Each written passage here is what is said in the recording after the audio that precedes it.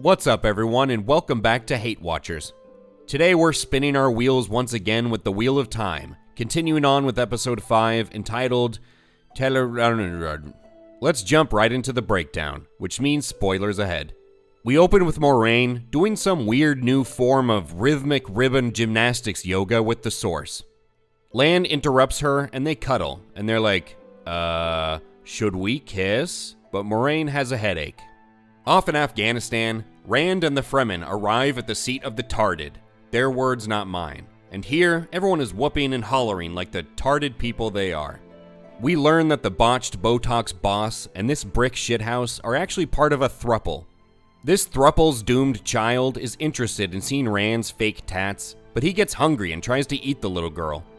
Smokestack meets with Mother Superior to criticize her interior decorating style and inform her that she's calling for a vote to cage Rand, and then she calls her river trash. Man, even when they're in full control, women can't get along.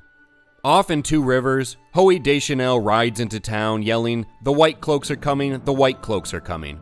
The Sand People are eating, and they make Land Chops eat bugs, while Egg does some dream walking, an incredible power that she uses to try on clothes. Then she envisions Lanfear force choking her, because Egg has grown so used to getting choked that she's into it now, but she wakes up before before the choking finishes. Smokestack works to turn the Aes Sedai against the Mother, and then zeroes in on this mental patient. But she's just the bait in a trap being laid, like there wasn't enough things getting laid around here. Wisdom, Elaine, and Doormat are playing pirate for a night, and Wisdom is quite literally homesick. The two lesbian ship captains get angry about them coming on deck, but they get over it quickly.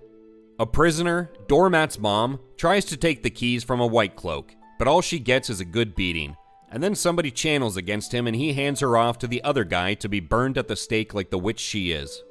Up above the camp, Perrin lays out a plan that gets forcefully overridden by a woman. And then this warder's plan gets overridden by another woman. Priya Patel's remaining warder is still sad over losing his lover, and he storms off to kill Chipmunk Supreme, and Priya's like, "No, I break up with you," and she cuts off their bond. Rand comes to Egg for a quick choking sesh, but she has other prospects tonight. The wise ones want me to sleep with them. Still, they kiss, but it's not the same for Rand, with Egg being able to breathe. Moiraine is clutching her pearls and crying when Lan comes up and she tells him that she saw her own death, and that there is no future where Rand lives and she doesn't die. And Land Chops interrupts her with some product placement for his alcohol brand, Dick Her Quicker Liquor. Elaine wakes up to see one of the lesbian ship captains doing powerful yoga to make the boat go faster. Doormat has found Min on board, and Wisdom and Elaine aren't happy there's another woman here they need to be passive-aggressive and catty with. But they start the passive-aggressiveness right away, and they all arrive in Topo Chico, a Pirates of the Caribbean haven of scum and villainy. Smokestack visits two imprisoned Black Aja sisters. One is handling captivity okay, but Jabba is not. Smokestack kills the overgrown slug and interrogates the other one, but she gets attacked by a gray man before Mother saves her and they make up. Priya is blowing smoke over the White Cloak camp, allowing Perrin's band to infiltrate it, where he finds the heads of some good boys. Perrin and crew free the girls, but he finds Matt's smoking hot mom still smoldering. Priya is interrupted when she becomes the victim of excessive force. Down in the camp, Perrin confronts the White Cloak guy. He struggles fighting him, while Hoey Deschanel has no problem taking two guys at once, and Perrin gets hurt. The White Cloaks close in on Priya, but her warder returns and lives out one of his fantasies, finishing off like 6 guys in 30 seconds. Elsewhere, Rand is dreaming of Lanfear again. She tells him she loves him and his dark parts, and they make out. Moiraine comes to Egg to ask if she can help her deliver a message through her dreams, so they lay down and dive in together.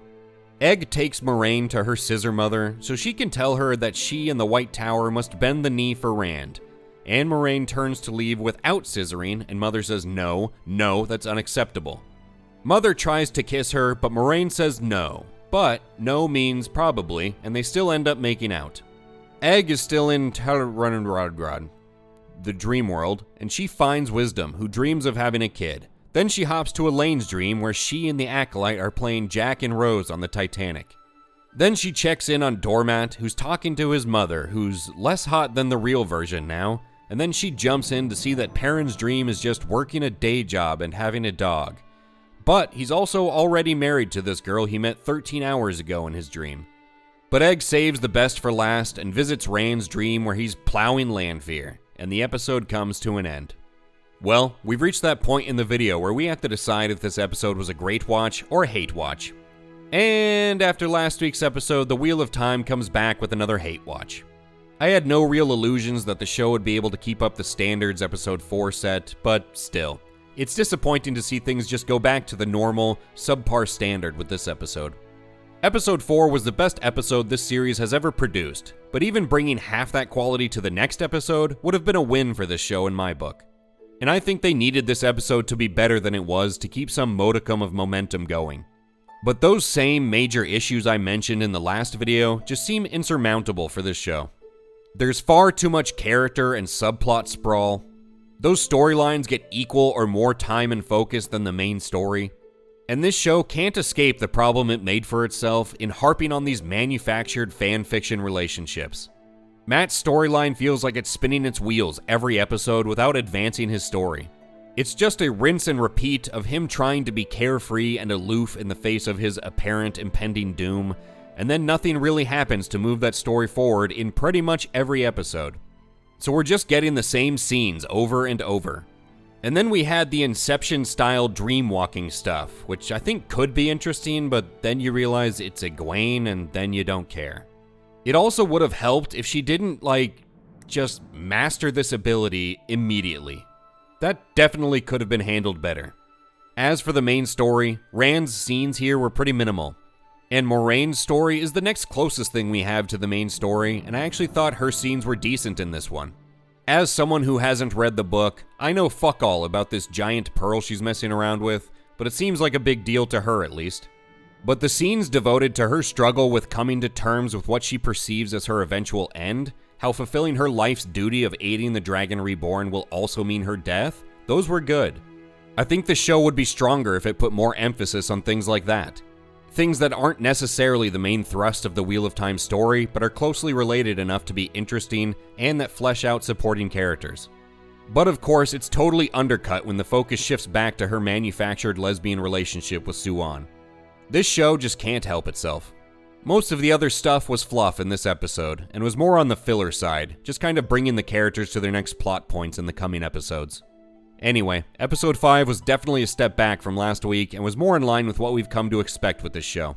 What did you think about this episode? Did you expect a letdown after last week's stronger episode? Do you think we'll get any more episodes this season that rival the quality and weight of episode 4? Let us know in the comments below. Also remember to like the video if you liked it, and subscribe to HateWatchers to stay up to date on the Wheel of Time. Thank you for sitting through this ad for Landchop's Dicker Quicker Liquor line with us today, and we'll catch you on the next one.